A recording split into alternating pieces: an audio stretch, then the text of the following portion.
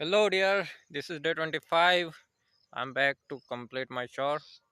Let me show you something. The crops we have sown earlier, 1.5 month earlier, has grown now enough and appropriating with enough corn food. You can see the food covering. There will be corn in it within 1 or 1.5 months, and after that, although it has not so much yield of corn because it is generally basically purposeful for feeding animals, but yeah, it will be having enough corn to uh, give us the seed for next time, and even we can enjoy having some meals of this corn too. Thank you.